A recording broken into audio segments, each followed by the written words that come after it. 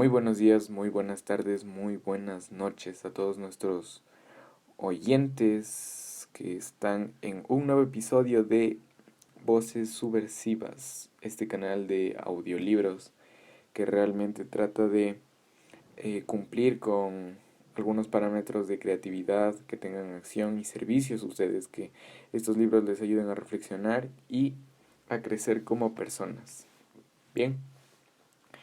El día de hoy venimos con un nuevo libro, eh, un libro bastante interesante, más que libro es un pequeño ensayo de Arthur Schopenhauer. Y este libro es titulado La dialéctica erística o el arte de tener razón, expuesto en 38 estatigramas. Sin más que decir, no metamos más preámbulo y comencemos. Dialéctica erística o el arte de tener razón, expuesta en 38 estatigramas. La dialéctica erística es el arte de discutir, pero discutir de tal manera que se tenga razón, tanto lícita como ilícitamente, por faz y por nefas. Puede tenerse ciertamente razón objetiva en un asunto, y sin embargo, a ojos de los presentes y algunas veces también a los de uno mismo, parece falto de ella. A saber, cuando el adversario refuta mi prueba y esto sirve como refutación desde mi afirmación, la cual hubiera podido ser defendida de otro modo. En este caso, como es natural, para él la relación es inversa, pues le asiste la razón en lo que objetivamente no la tiene. En efecto de la verdad objetiva de una tesis y su validez, la aprobación de los contrincantes y los oyentes son dos cosas distintas. Hacia lo último se dirige la dialéctica. ¿Cuál es el origen de esto? La maldad natural del género humano. Si no fuese así, si fuéramos honestos por naturaleza, intentaríamos simplemente que la verdad saliese a la luz en todo debate, sin preocuparnos en absoluto de si ésta se adapta a la opinión que previamente mantuvimos, o la del otro lado. Eso sería indiferente en cualquier caso, algo muy secundario, pero ahora es lo principal. La vanidad innata. ¿Qué tan susceptible se muestra en lo que respecta a nuestra capacidad intelectual? No se resigna a aceptar aquello que primero formulamos resulte ser falso y verdadero del adverso.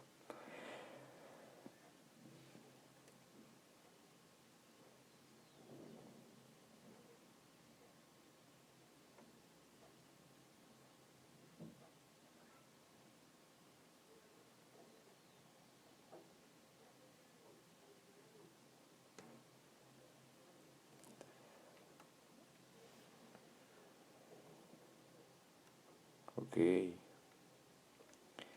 Bueno, por lo general, los antiguos usaron lógica y dialéctica como sinónimo, también los modernos. Punto 2.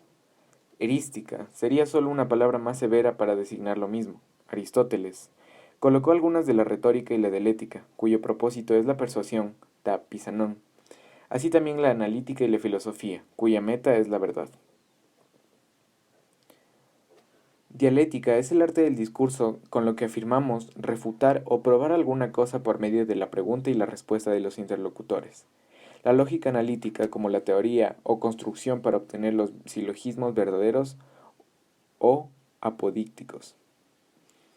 La dialéctica o la construcción para obtener los silogismos probables, lo que corriente se tiene por verdaderos, probabila. Silogismos a propósito, los cuales no están establecidos que sean falsos, pero tampoco verdaderos, en sí y para sí, no siendo esto lo importante. ¿Qué es esto más que el arte de tener razón, independientemente de la verdad que se tenga o no se tenga? Por lo tanto, es el arte de conseguir que algo pase por verdadero, sin preocuparse si en realidad lo es.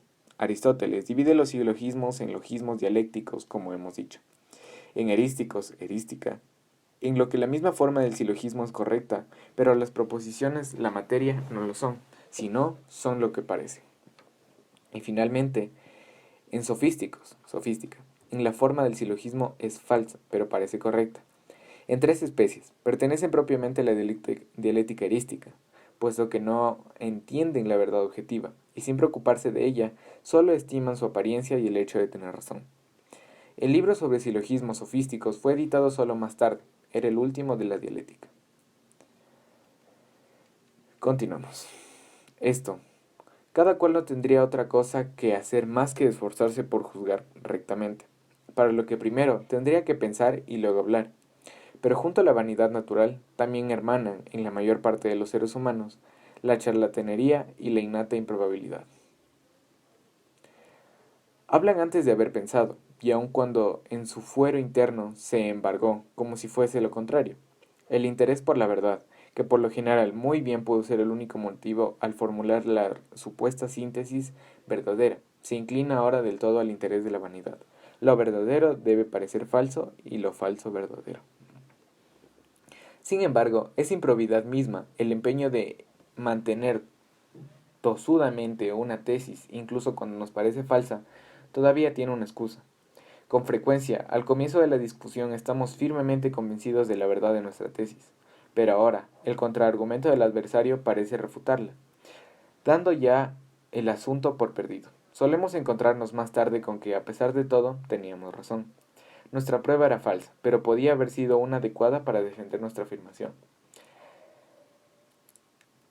El argumento salvador no se nos ocurrió a tiempo, de ahí que surge en nosotros la máxima de luchar contra el razonamiento del adversario, incluso cuando parece correcto y definitivo. Pues precisamente creemos que la propia corrección no es más que ilusoria y que durante el curso de la discusión se nos ocurrirá algún otro argumento que le podremos oponernos a aquel, o incluso alguna otra manera de probar nuestra verdad.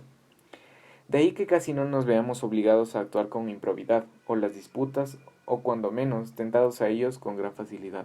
De esta forma, se amparan mutuamente la debilidad de nuestro entendimiento y la versatilidad de nuestra voluntad. Esto ocasiona que, por regla general, quien discute no luche por amor de la verdad, sino por su tesis como pra ara et fosis, por el altar y el hogar, y por fas o por nefas, puesto que, como ya se ha mostrado, no puede hacerlo de otro modo. Lo habitual será, pues, que todos quieran que sea su afirmación lo que prevalezca sobre las otras, aunque momentáneamente llegue incluso a parecerles falsa o dudosa. Los medios para conseguirlo son, en buena medida, los que a cada uno le proporciona su propia astucia y malignidad, se adiestran a la experiencia cotidiana de la discusión. En efecto, así como todo el mundo tiene su propia dialéctica natural, también tiene su propia lógica innata. Solo la primera no le conducirá ni tan lejos ni con tanta seguridad como la segunda. No es fácil que alguien piense o infiera contradiciendo las leyes de la lógica. Si los juicios falsos son numerosos, muy rara vez son las conclusiones falsas. Una persona no muestra corrientemente carencia lógica natural, en cambio, sí falta de dialéctica. Esta última es un don natural desigualmente repartido. En esto se asemeja a la capacidad de juzgar. La razón, por cierto, se reparte de manera más homogénea. Precisamente dejarse de confundir, dejarse refutar por una argumentación engañosa en aquello que se tiene razón o lo contrario, es algo que ocurre con mucha frecuencia. Quien queda como vencedor de una discusión tiene que agradecérselo por lo general, no tanto a la certeza del juicio al formular su tesis a la astucia y habilidad con la que se defendió. En este, como todos los casos, lo innato es lo mejor. No obstante, tanto el ejercicio como la reflexión sobre las maniobras con las que puede vencerse al adversario, o las que éste utiliza con más frecuencia para rebatir, aportan mucho para llegar a ser maestro en este arte. Si bien la lógica no puede tener provecho práctico alguno, sí puede tenerlo en la dialéctica. Me parece que Aristóteles también expuso su propia lógica analítica, principalmente como fundamento y preparación de la dialéctica, y que ésta fue para él lo principal. La lógica se ocupa de la mera forma de las proposiciones, la dialéctica de su contenido o materia, de su valor intrínseco. De ahí debiera proceder la consideración de la forma en cuanto a lo universal, a lo del contenido o a lo particular. Aristóteles no define el objeto de la dialéctica tan sutilmente como yo lo he hecho, si bien es cierto que asigna como sujeto principal la discusión. Al mismo tiempo, también es cierto que asigna como objeto principal la búsqueda de la verdad. Después añade de nuevo, las proposiciones se consideran filosóficamente según la verdad y dialécticamente teniendo en cuenta la credibilidad o el aplauso que obtienen de la opinión de otros. Es consciente de la diferencia y disyunción de la verdad objetiva de una proposición y del hecho de hacerla valer u obtener su aprobación, pero no lo hace con la suficiente sutileza como para asignar este último fin de la dialéctica. Sus reglas para conseguir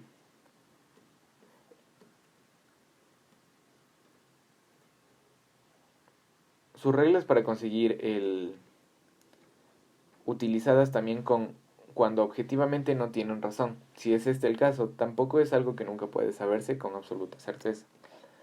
Mi punto de vista es, por lo tanto, el de diferenciar la dialéctica de la lógica, mucho más sutilmente de como lo hizo Aristóteles, es decir, dejar a la lógica la verdad objetiva en tanto de que ésta sea formal y limitar la dialéctica al arte de tener razón. Por lo demás, no separar de ella la sofista o la erística, como hace Aristóteles, ya que, a diferencia, se refiere a la verdad material objetiva, sobre lo que no podemos tener previamente algo claro, sino exclamar con Poncio Pilato: ¿qué es la verdad? Se dice fácilmente que en la discusión no existe otro fin más que el de sacar a relucir la verdad. El hecho es que no se sabe dónde reside, ya que tantos quiere desviársela mediante los argumentos del adversario como mediante los propios. Por lo demás, reintelecta, in verbisimus faciles, cuando se ha comprendido una cosa es fácil ponerle palabras. Como en general, es frecuente utilizar el nombre de dialéctica como equivalente a la de la lógica. Deseamos denominar a nuestra disciplina dialéctica erística. Siempre hay que distinguir claramente el objeto de una disciplina de todas las demás. Los conceptos pueden sumirse dentro de ciertas clases como género o especie, causa y efecto, propiedad y contrariedad, posesión o privación y otros fines. Para estas clases sirven unas cuantas reglas generales. Los loci, por ejemplo. Un locus de causa y efecto es la causa de la causa es causa del efecto. Mi riqueza es la causa de mi felicidad. Quien me ha dado la riqueza es la causante de mi felicidad. Locia de antónimos, que se excluyen, por ejemplo, derecho y curvo. Está en el mismo sujeto, por ejemplo, si el amor está en la voluntad, también en el odio. Si éste reside en el sentimiento, entonces también en el amor. Si el alma no puede ser blanca, tampoco puede ser negra. Si falta el grado mínimo, también el máximo. 3, ¿no? Un hombre que no es justo tampoco es benévolo. Podrá ser observarse que los loci son ciertas verdades generales que concierten a clases enteras de conceptos a los que, incluso para apelar a él como universalmente evidente. Sin embargo, la mayoría de los topoi son muy engañosos y están sujetos a muchas excepciones. Por ejemplo, el locus siguiente. Cosas contrapuestas tienen relaciones contrapuestas. Por ejemplo, la virtud es bella, el vicio es feo, la amistad es benevolente, la enemistad malévola. Más ahora derroche es un vicio, la avaricia una virtud. Los tontos dicen la verdad, luego mienten los listos. No funciona. La muerte es un pasar, la vida un empezar. Falso.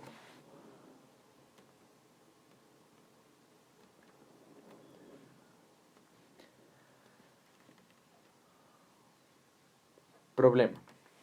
Estos diferentes simplemente en la forma, y luego acciones que se deben servir para resolverlo. Se trata siempre de la relación de unos conceptos con otros. Estas relaciones son inicialmente cuatro. De un concepto se busca: 1. La definición. 2. El género. 3. Característica particular, su marca esencial, propium. Y 4. Sus accidentes, sus accidents. Es decir, una cualidad cualquiera, sin importar si es peculiar y exclusiva o no. Brevemente, un predicado. El problema de toda discusión hay que reducirlo a una de estas dos relaciones. Esta es la base de toda dialéctica. En los 8 libros de los tópicos, Aristóteles presenta en el conjunto de todas las relaciones en la que los conceptos pueden hallarse recíprocamente, con respecto a las 4 clases, e indica las reglas para toda posible relación. Esto es, cómo deben comportarse un concepto con respecto a otro para ser propio, sus accidents, accidente, su genus, género, o su definitum, o definición. ¿Qué errores pueden cometerse fácilmente durante la formulación y qué es lo que se debe tenerse en cuenta cada vez que formulamos una relación? ¿Y qué es lo que puede hacerse para refutarla si ha formulado el otro? Aristóteles denomina locus, tópico, a la formulación de cualquiera de estas reglas o de cualquiera de las relaciones entre tales clases de conceptos. indicando 382 topoi, de aquí el nombre de los tópicos. A estos adjunto unas cuantas reglas sobre la discusión en general que, por los demás, no son en modo alguno exhaustivas.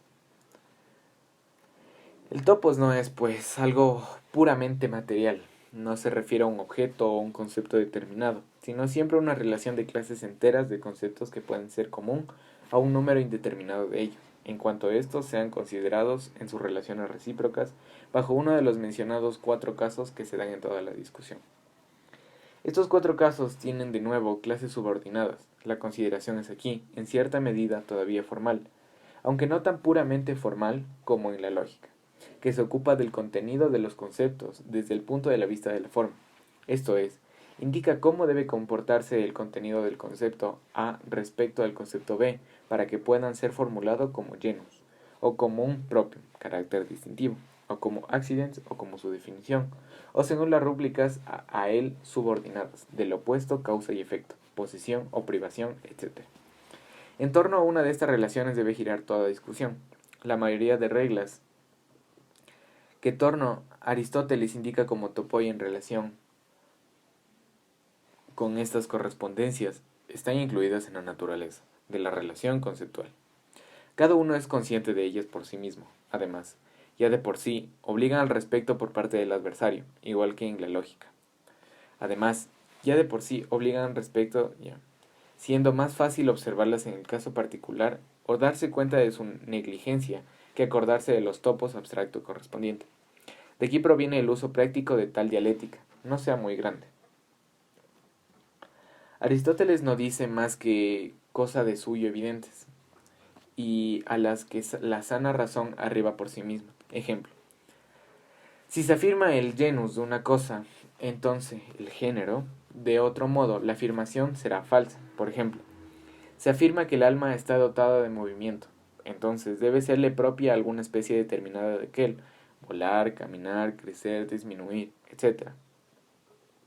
Si carece de ella, entonces tampoco está dotada de movimiento. Esto es, cuando no le conviene a alguna especie, tampoco lo hace genus. Este es el topos, el tipo.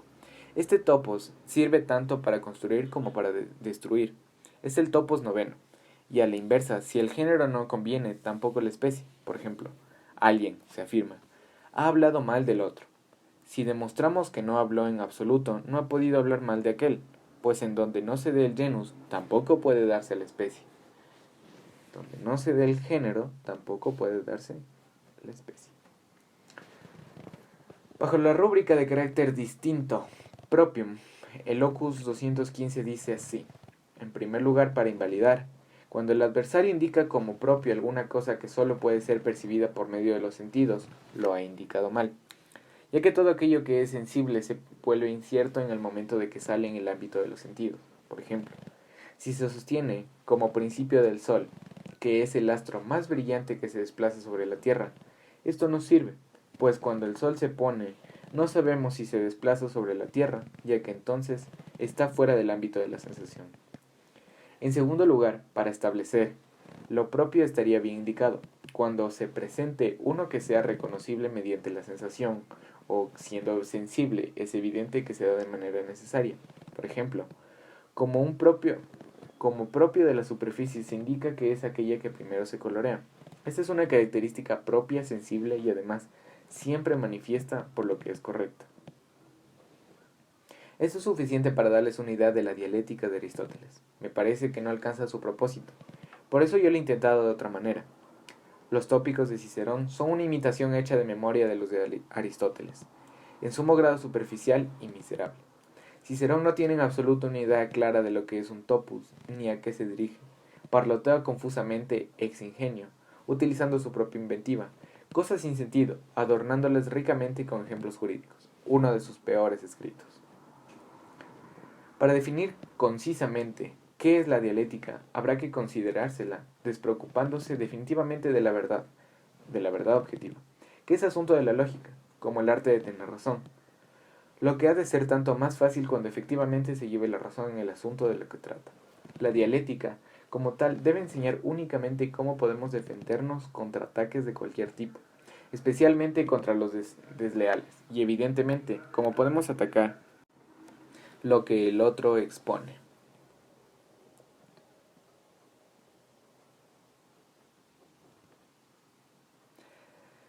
Sin, es decir, cómo podemos atacar lo que el otro expone, sin contradecirnos y, lo más importante, sin que seamos refutados. Hay que distinguir claramente la búsqueda de la verdad objetiva del arte de hacer que lo que se ha enunciado pase por verdadero. Aquella es asunto de una disciplina bien distinta. Es la que obra la capacidad de juzgar, del discurrir, de la experiencia, y para ella no existe artificio alguno. La segunda es el objeto de la dialéctica. Se la ha definido como la lógica de la apariencia, falso. Pues de ser así, se utilizaría para defender solo enunciados falsos. Pero incluso cuando alguien tiene la razón de su parte, necesita la dialéctica para defenderla. Además, deben conocerse los golpes desleales para poder encajarlos y a veces, cuando sea necesario, utilizarlos también para agredir al oponente con las mismas armas. Por eso, en la dialéctica hay que dejar a un lado la verdad objetiva, o considerarla como algo accidental, y simplemente no ocuparse más de cómo defender las afirmaciones propias y cómo invalidar las del otro. En lo que a esta regla se refiere, es permisible no tener en cuenta la verdad objetiva, porque en la mayoría de los casos se desconoce su paradero. Con frecuencia, uno mismo no sabe si tiene la razón o no. A veces cree tenerla y se equivoca, otras la creen en ambas partes, puesto que veritas es imputeo, la verdad está en lo profundo. Demócrito. Cuando comienza la discusión, por regla general, cada una de las partes está convencida de tener la razón de su lado. Durante su transcurso ambas llegarán a dudarlo. El final debe ser, evidentemente, cuando se estipule, cuando se demuestre la verdad. En lo que a esta respecta, ahí ya no se mezcla la dialéctica, pues su función es idéntica a la del maestro del esgrima, que no repara en quien le diga que tenga efectivamente la razón de la riña que condujo al duelo. Atacar y parar es lo único que cuenta, como en la dialéctica, que es un esgrima intelectual. Solo así, entendida puede establecerse como una disciplina con entidad propia, ya que si nuestro propósito fuese la búsqueda de la verdad, tendríamos que remitirnos a la simple lógica. Y en cambio, si nuestro objeto es mostrar validez de proposiciones falsas, no tendremos más que pura y simple sofística. En ambas se daría por supuesto que ya sabríamos que fuera objetivamente lo falso o lo verdadero, algo que raramente se sabe de antemano. La verdadera definición de dialéctica es por consiguiente la que hemos formulado. Esgrima intelectual para tener razón de las discusiones. Si el nombre de erística le fuera bien, mucho más apropiado de la dialéctica erística, siendo de gran utilidad, en los últimos tiempos se le ha descuidado injustamente.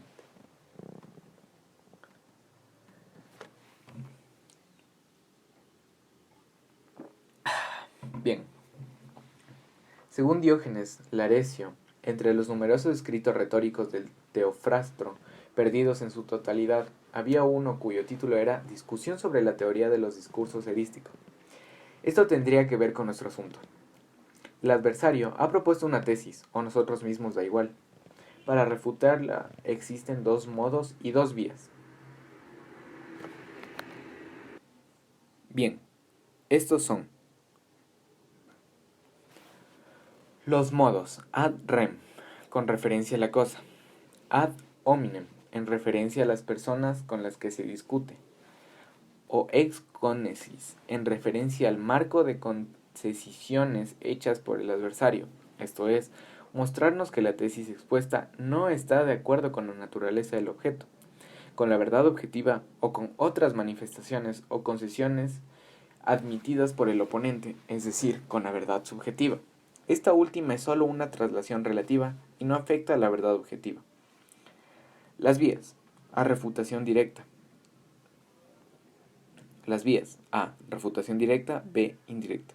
La directa ataca a la tesis en sus fundamentos, la indirecta a su consecuencia. La directa muestra que la tesis no es verdadera, la indirecta que no puede ser verdad. Ok. God.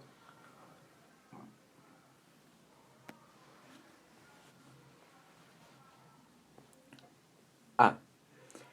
En cuanto a la refutación directa, podemos hacer dos cosas, o mostrarnos que los fundamentos del enunciado son falsos, Nego majorem, minorem. Negamos tanto la premisa mayor como la menor, o la admitimos, pero mostramos que no se sigue de ellos la consecuencia. Nego consequentiam, niego lo secuencial, y atacamos así la consecuencia a la forma de la conclusión. Y B. En las refutaciones directas utilizamos o la apogege, o la instancia. A. Apogege. Aceptamos la tesis del adversario como si fuese verdadera. Después mostramos lo que de ella se sigue si utilizamos como premisas de un silogismo o una unión de otras tesis, cualquiera reconocida como verdadera. A continuación, deducimos de dicho silogismo una conclusión claramente falsa, pues o contradice la naturaleza del objeto o contradice las demás afirmaciones del adversario. Es decir, que tanto ad rem como ad hominem es falsa, Sócrates hippias majoriales. Por consiguiente, el enunciado del adversario sería también falso, pues premisas verdaderas solo pueden deducirse con conclusiones verdaderas, aunque las falsas no siempre sean falsas. B. La instancia. Exemplum in contrarium. Contraejemplo. Refutación de la tesis general por medio de la aportación directa de casos particulares que, aunque están comprendidos bajo el enunciado de la tesis, no la confirman, por lo que le deducimos que tienen que ser falsas.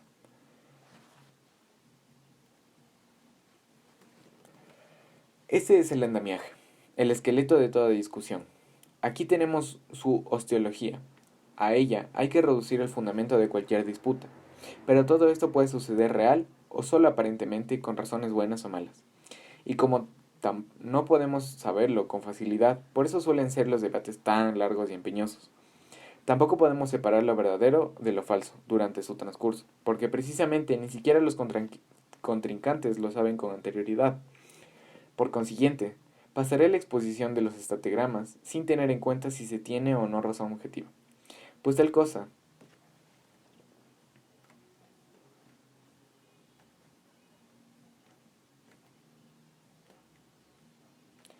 no puede discutirse ni saberse con seguridad, y además, eso es lo que se debe decidir por medio de la disputa propiamente dicha. Por cierto, en todas las discusiones o argumentación en general hay que estar de acuerdo sobre algo desde lo cual, a modo de principio, podemos juzgar el asunto en cuestión. Contra negatem principia non et disputandum. Con quien niega los principios no puede discutirse.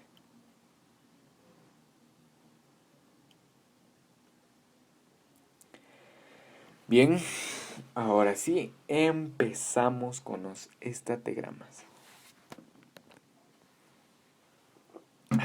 Ok. Estrategrama 1. La amplificación. La afirmación del adversario se lleva más allá de sus límites naturales. Se le interpreta de la manera más general posible, tomándola en su sentido más amplio y exagerándola. La propia afirmación, en cambio, se especifica cuanto más puede, reduciéndola en su sentido más nimio, a sus límites más estrechos, pues cuando más general sea una afirmación, a más ataques estará expuesta. El remedio más eficaz contra la amplificación es la definición concreta del puncti y los status controversia, los puntos a discutir y las condiciones de la discusión. Ejemplo, afirmé, los ingleses son la primera nación en el arte dramático. El adversario quiso intentar una instancia y manifestó que de todos era conocido que tanto en lo que la música se refiere y por consiguiente tampoco en la ópera hubiera hecho algo de importancia. Le repliqué recordándole que la música no está incluida entre las artes dramáticas. Estas se refieren únicamente a la tragedia y a la comedia.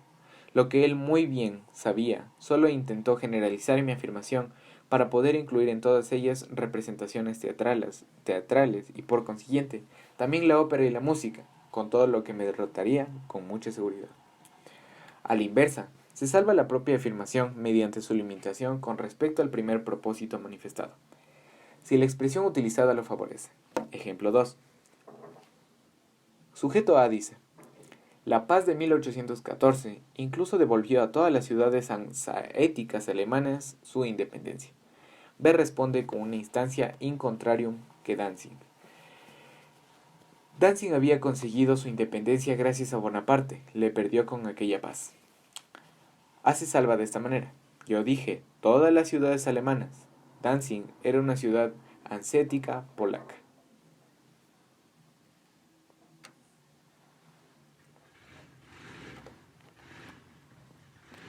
Estategrama le enseña y Aristóteles los tópicos. Ejemplo 3. Lamarck niega a los pólipos toda clase de percepción sensible porque carecen de nervios. Pero sin embargo, se sabe que perciben, pues buscan la luz en tanto que artificialmente se mueven hacia ella de ramo en ramo y atrapan su presa. De esto se ha concluido que la masa nerviosa está proporcionalmente esparcida por la totalidad del volumen de sus cuerpos, homogéneamente fundida, ya que es evidente que tienen algún tipo de percepción, aunque sin órganos perceptores específicos. Porque esto invalida su hipótesis, Lamarck argumenta de forma dialéctica.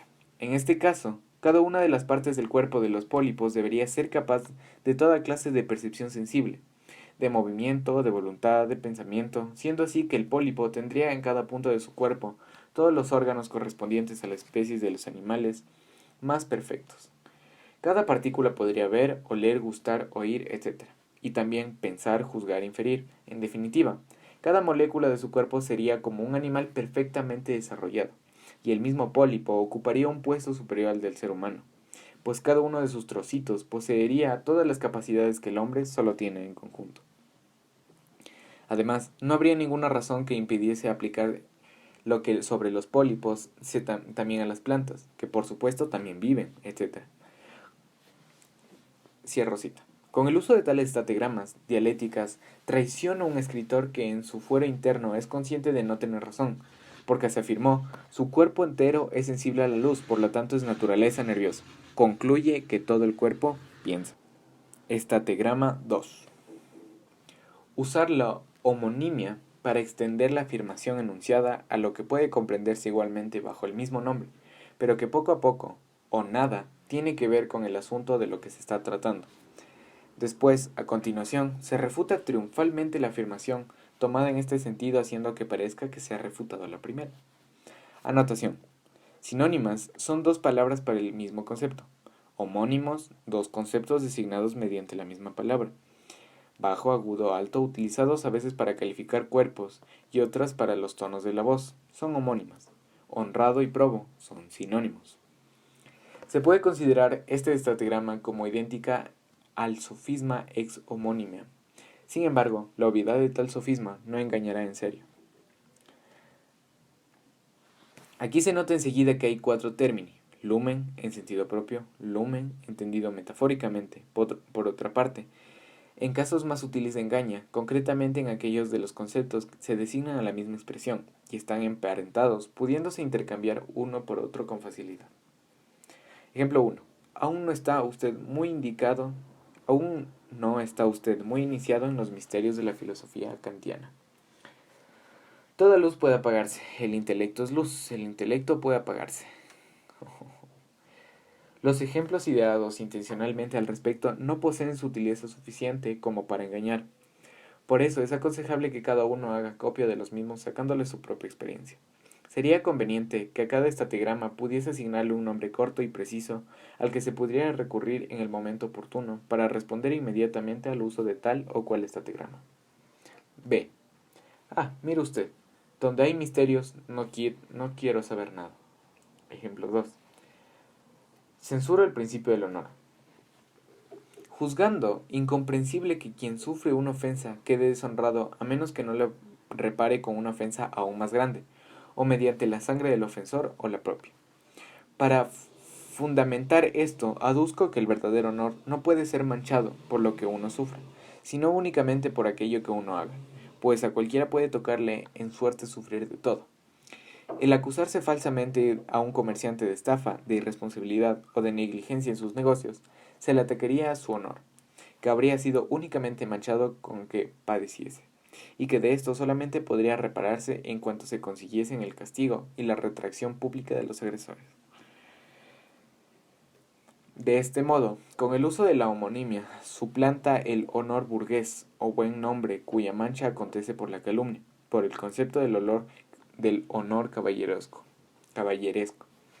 conocido también como point d'honneur, cuya mancha acontece por ofensa. Y como ataque, el primero no podría quedar impune, sino que debería repararlo mediante un ataque, mediante pública retracción. Del mismo modo, y con el mismo derecho, se repararía un ataque al segundo mediante otra ofensa aún mayor o mediante el duelo. Aquí tenemos pues la mezcla de dos cosas esencialmente distintas favorecidas para la homonimia de la palabra del honor, y además también un mutatio controversias, cambio del asunto principal de la controversia, ocasionada asimismo por la homonimia. Estratagema 3. Tomar la afirmación que ha sido formulada en modo relativo, como si lo hubiera sido en general, simplicitar, absolute, o por lo menos entenderla bajo otro aspecto muy distinto de su verdadera intención para seguidamente refutarla según ese último. El ejemplo de Aristóteles es: el moro es negro, por lo que sus dientes se refiere blanco, por lo tanto es negro, pero no negro a la vez. Este es un ejemplo imaginario que no engañará de verdad a nadie. Tomémoslo en cambio otro desde la experiencia real. Ejemplo 1. En una conversación sobre filosofía, admito que mi sistema defiende y alaba a los quietistas. Poco después recae la conversación en Hegel y aseguró que, en general, no ha escrito más que disparates o que al menos hay en sus escritos partes en las que el autor ha puesto la palabra y el lector debe añadirle el sentido. El adversario no se aventura a rebatirlo, ad rem, sino que confirma con el uso de argumento ad hominem. Yo había alabado a los quietistas y estos, en cualquier caso, también escribieron muchos disparates. Admitiendo este hecho, corrijo al adversario añadiendo que no admiro a los quietistas como filósofos y escritores, es decir, no por sus aportaciones teóricas, sino como hombres por sus acciones y simplemente en sentido práctico. Con respecto a Hegel, me refería a sus aportaciones teóricas. Con esto se paró en golpe. Las tres primeras estratagemas, están emparentadas. Tienen en común el hecho de que el adversario habla en realidad de otra cosa distinta en la que se manifestó. Incurre una ignoratio elenchi, desconocimiento de la refutación, aquel que se deja desarmar de esta manera. En todos los ejemplos mostrados, es verdadero lo que aduce el adversario, pero no está realmente en contradicción de la tesis. La contradicción es sólo aparente. Así quien es atacado deberá negar la consecutividad de la conclusión del adversario, es decir, que de la verdad de su tesis se desprenda la falsedad de la nuestra. Es pues refutación directa de su refutación por negotiam consequentiam, negación de la consecutividad, no admitir premisas verdaderas, porque se prevé su consecuencia. Contra esto, los dos medios siguientes, regla 4 y 5.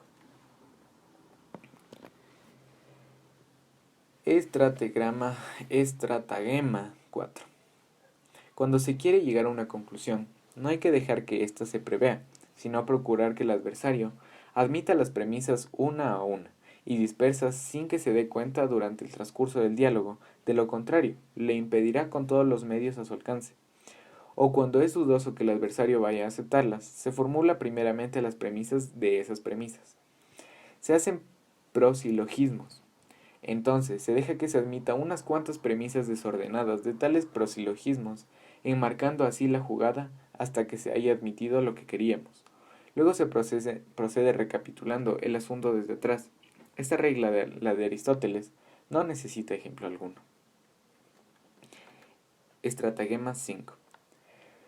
Puede usarse premisas falsas para demostrar la propia tesis cuando el adversario no admita las verdaderas, es decir, o por que no reconozca su verdad, o porque ve que ella seguiría como conclusión inmediata a nuestra tesis. Se toman entonces proposiciones que de suyo son falsas, pero verdaderamente ad hominem, y se argumentan es con exesis, según la manera de pensar del adversario, pues lo verdadero puede seguirse también de premisas falsas, si bien nunca es verdadero lo falso. Por otra parte, pueden refutarse las tesis falsas del adversario mediante otra tesis también falsas, porque él sostiene como verdaderas, puesto hay que tratar con él. Debe utilizarse su propia forma de pensar. Por ejemplo, si pertenece a alguna secta a la que estamos de desacuerdo, podemos utilizar contra él la máxima sectas como principio. Estratagrama 6. Se encubre de petitio principio, petición de principio, postulando aquello que se debe demostrar, usando otro nombre, por ejemplo, en vez de honor, buen hombre, en vez de virginidad, virtud, etc. O también utilizando conceptos intercambiables, animales de sangre roja en vez de animales vertebrados, dando por supuesto en general de aquello es muy discutible en caso particular. Por ejemplo, se afirma la inseguridad de la medicina postulando la inseguridad de todo saber humano, o viceversa, dos cosas consecuentes la una de la otra. Si hay que demostrar la primera, se postula la segunda. 4. Si para demostrar el universal se hace que se admitan todos los casos singulares, la contraria a la número 2. La 2 decía, dando por supuesto en general aquello que es muy discutible en un caso particular. Por ejemplo, se afirma la inseguridad de la medicina, postulando la inseguridad de todo saber humano. El último capítulo de los tópicos de Aristóteles contiene buenas reglas sobre el ejercicio de la dialéctica, si es que lo quieren leer. O si quieren que saquemos un audiolibro de esto. Bien. Estratagema 7. Dios. Estratagema 7. Cuando la discusión se dirige de manera algo formal y rigurosa y deseamos que se nos comprenda muy claramente, si hemos enunciado una afirmación y debemos probarla, procedemos preguntando al adversario para poder deducir de sus respuestas la verdad de nuestra afirmación. Este método erotemático fue sobre todo utilizado por los antiguos, se llama también socrático. Él se refiere a la presente estratagema y a algunos que después seguirían, todas ellas libremente adaptadas según el Liber de Elenchi Sophistics.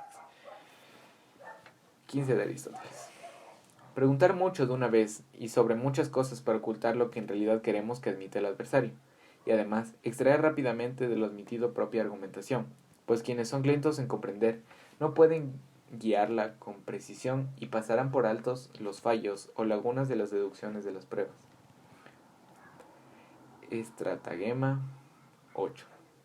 Provocar la irritación del adversario y hacerle montar en cólera, pues obcecado por ella, no estará en condiciones apropiadas de juzgar rectamente ni de aprovechar las propias ventajas.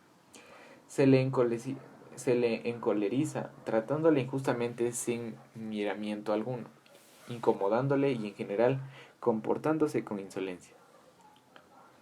Estratagema 9. No establecer las preguntas en orden requerido para la conclusión a la que se desea llegar con ellas, sino desordenadamente. El adversario no sabrá dónde queremos ir a parar y no estará preparado para prevenir la conclusión. Además, dependiendo de cómo vayan resultado sus respuestas, estas podrán utilizarse para extraer conclusiones diversas, incluso contradictorias. Este estratagema se asemeja a la 4 en cuanto debemos enmascarar su procedimiento. Que el 4 decía: cuando se requiere llegar a una conclusión, no hay que dejar que éste prevea, sino procurar que el adversario admita las premisas una a una y dispersa sin que se dé cuenta durante el transcurso del diálogo. De lo contrario, lo impedirá con todos los medios a su alcance. Ojo.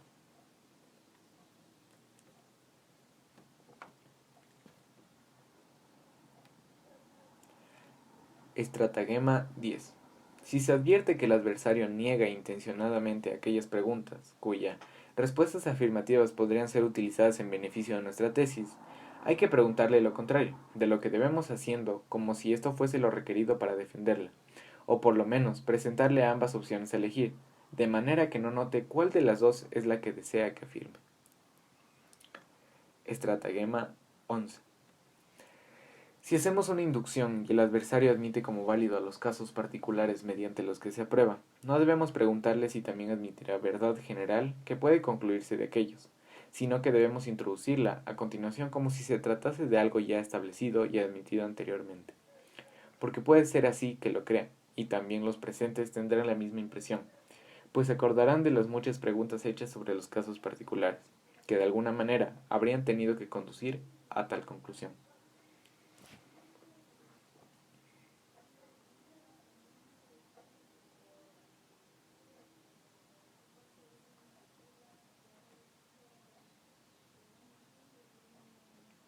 Estratagema 12. Si la conversación versa sobre un concepto general que carece de nombre propio y tiene que designarse trópicamente mediante una similitud, enseguida hemos de elegir nosotros el símil, de manera tal que sea lo más ventajoso posible para nuestra afirmación. Así, por ejemplo, los nombres con que en España son designados los dos partidos políticos, serviles y liberales, los eligieron evidentemente esos últimos. El nombre de protestantes lo eligieron ellos, el de los evangélicos también, pero el de herejes los católicos. Sirven también para nombrar las cosas de manera que resulten más apropiadas a nuestro interés. Por ejemplo, si el adversario ha propuesto un cambio, se le llamará innovación, pues se trata de una palabra aborrecida. Actuaremos de manera contraria, si somos nosotros quienes hacemos la propuesta. En el primer caso se llama lo opuesto, orden establecido. En el segundo, un pellejo, aquello que alguien desintencionadamente e imparcialmente llamaría algo así como culto o doctrina pública de la fe.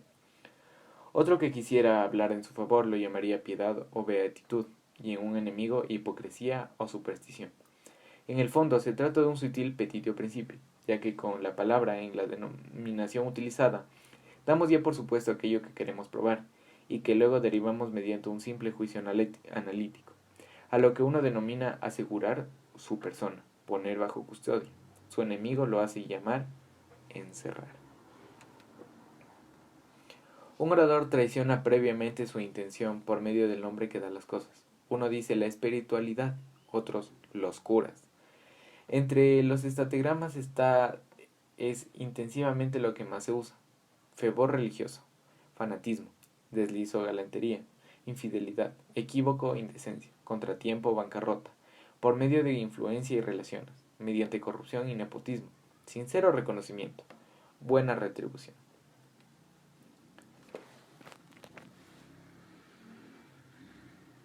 Estratagrama 13. Para lograr que el adversario admita una tesis, debemos presentarle su opuesta y darle a elegir uno de los dos, pero teniendo la desfachatez, proclamar el contraste de forma estridente, de modo que, para no ser paradójico, tenga que decirse por nuestra tesis que parecerá muy probable en comparación con la otra. Por ejemplo, el adversario debe admitir que uno tiene que hacer todo lo que su padre le dice. Así es que les preguntamos: ¿se debe obedecer a los padres en todas las cosas o desobedecerles? O cuando se dijo con respecto a algo a veces, preguntamos si es que con a veces se entiende pocos casos o muchos. Él diría muchos. Es como si comparábamos el gris con el negro y lo llamamos blanco, y luego con el blanco lo llamamos negro.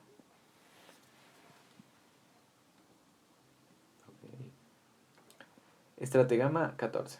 Una jugada descarada es la siguiente. Cuando el adversario ha respondido a varias preguntas sin favorecer la conclusión que teníamos pensada, se enuncia y se exclama esta triunfalmente, como si ya estuviera demostrado, aun sabiendo que no se sigue de las respuestas dadas por el adversario. Si éste es tímido o tonto, y nosotros poseemos el suficiente descaro y una buena voz, puede salir bien la jugada. Esta estratagema pertenece a la falacia non caus ut causes, engaño producido al tomar lo fundamentado por el fundamentado. Estratagema 15. Si hemos expuesto una tesis paradójica, pero nos encontramos en dificultades para demostrarla, presentamos al adversario otra tesis correcta, aunque no del todo evidente, para que la acepte o la refute como si de ello quisiéramos obtener la prueba. Si sospechamos alguna treta de la rechaza, entonces la reducimos al absurdo y triunfamos. Pero si acepta, habremos dicho entre tanto algo razonable y veremos cómo sigue adelante el asunto. O utiliza aquí la estrategia precedente y aseguramos con esto que se ha quedado demostrada nuestra paradoja. Para esto hace falta una insolencia extrema, que si bien la proporciona la experiencia, también hay gente que la pone en práctica instintivamente. Estratagema 16. Argumenta ad hominem o ex conesis. Con respecto a una afirmación del adversario, tenemos que buscar si de alguna manera no estará en contradicción, en caso necesario, por lo menos en apariencia, con alguna otra cosa que él haya dicho o admitido previamente, o con los principios de una escuela o secta que él haya alabado o aprobado. También con hechos de quienes pertenecen en tal secta, o con los miembros de falsos supuestos, o con su propia conducta. Si, por ejemplo, él defiende el suicidio, se le espeta: ¿por qué no te ahorcas tú? O si afirma que la pertenencia en Bernil no es grata, se le increpa inesperadamente: ¿por qué no te marchas de aquí en primer correo? De una forma u otra, podrá encontrarse de algún tipo incómodo. Estratagema 17. Si el adversario nos amenaza con la refutación, a menudo podremos salvarnos mediante una sutil diferencia en la que antes no habíamos recuperado, si es que el asunto se trata de alguna que otra ambigüedad o permite su remisión a un doble caso. Estratagema 18.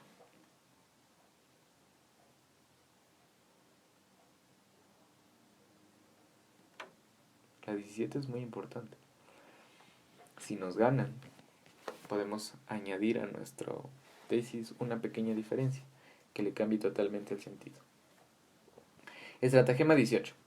Si notamos que el adversario comienza una argumentación con la que va a derrotarnos, no tenemos que consentirle que siga adelante con ella. Hay que impedirle a toda costa que la concluya, interrumpiendo o desviando a tiempo la trayectoria de la discusión al encaminarla hacia otras discusiones. Brevemente, le salimos al paso con un mutatio controversia, cambio del tema de la discusión. Estratagema 19.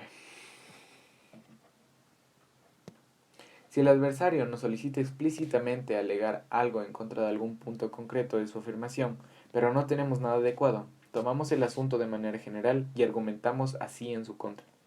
Si debemos responder a la pregunta de ¿por qué no es de fiar una determinada hipótesis física?, hablamos de lo engañoso del saber del ser humano y lo adornamos con toda su suerte de los ejemplos.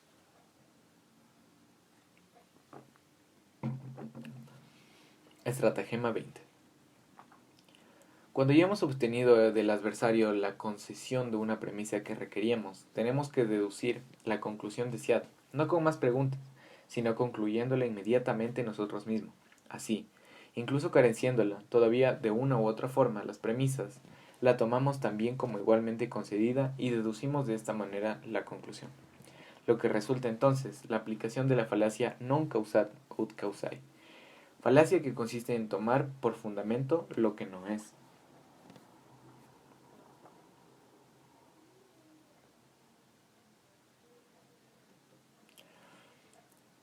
Estratagema. Bueno, el resumen de esta es que cuando hayamos conseguido ese sí que tanto estábamos diciendo, cerramos la conclusión con una afirmación nuestra y no le damos paso a más preguntas.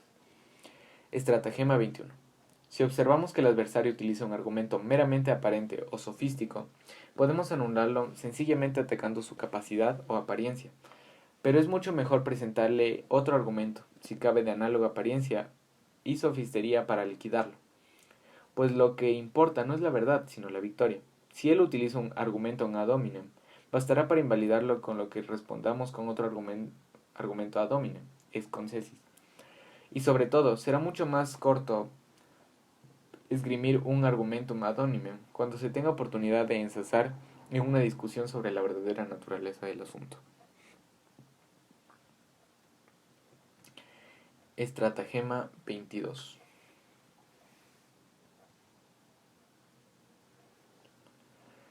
Sobre esto, la estratagema 29. Pero ya vamos allá. Estratagema 22.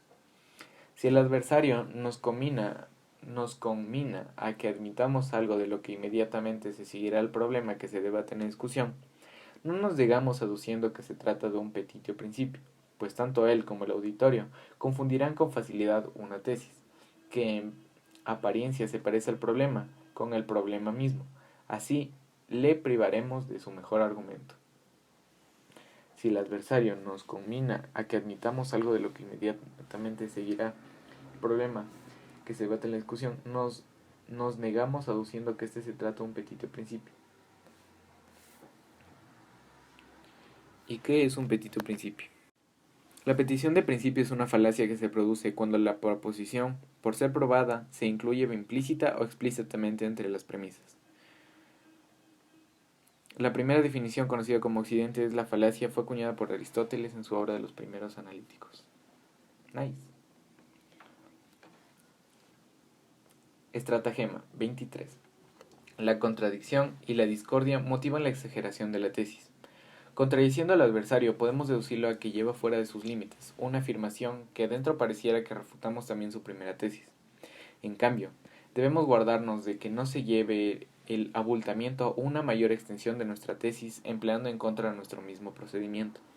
A menudo, el adversario recurrirá al intento de extender nuestra afirmación más allá de los términos en los que se había expresado. En este caso, debemos pararlo súbitamente y reconocerlo a los límites de los que manifestamos con un tanto dije y no más.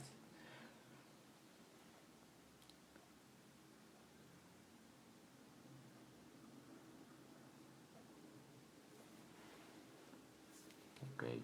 Estratagrama 23 dice que exageremos algo y luego inmediatamente lo invalidemos y eso parecerá que también validemos su verdadera tesis. Estratagema 24. Uso abusivo de la deducción. De las tesis del adversario se refieren a la fuerza, mediante deducciones falsas y deformando los conceptos. Tesis que no están allí contenidas y que de ningún modo corresponden a la opinión manifestada por él, sino que en cambio son absurdas o peligrosas. De esta forma, parecerá que su tesis sigue en proposiciones que se contradicen a sí mismas o que contradicen verdaderas reconocidas. Esto valdrá como una refutación indirecta, apagogue. Es de nuevo un empleo de la falacia, non causet, falacia que consiste en tomar por fundamento lo que no es.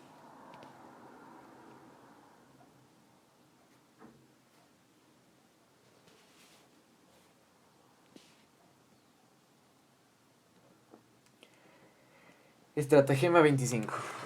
Este estratagema tiene que ver con la apagogue mediante una instancia, excepto in contrarium.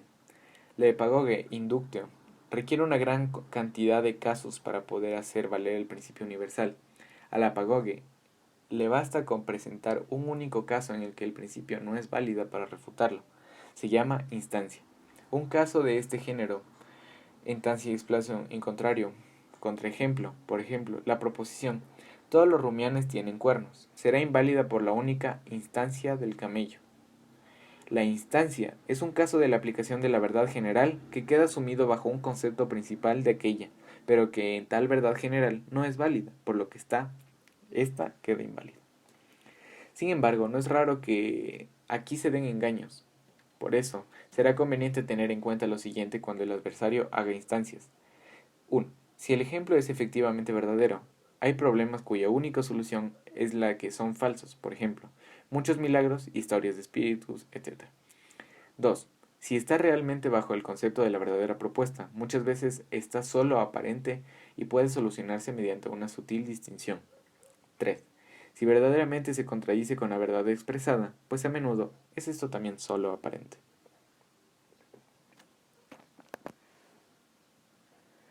Bien, nos quedamos en el estatagrama 26. Me parece que este libro va avanzando de manera maravillosa. Sin más que decir, solo quedar como reflexión final que a veces nosotros tenemos un punto de vista que podemos defender. Defender por los nuestros, por un bien común, por la recepción de nuestros derechos y deberes. Porque no podemos quedarnos callados si es que existe un abuso y a veces no encontramos las palabras correctas para poder defendernos ante aquello. Es por eso que aquí mi aporte.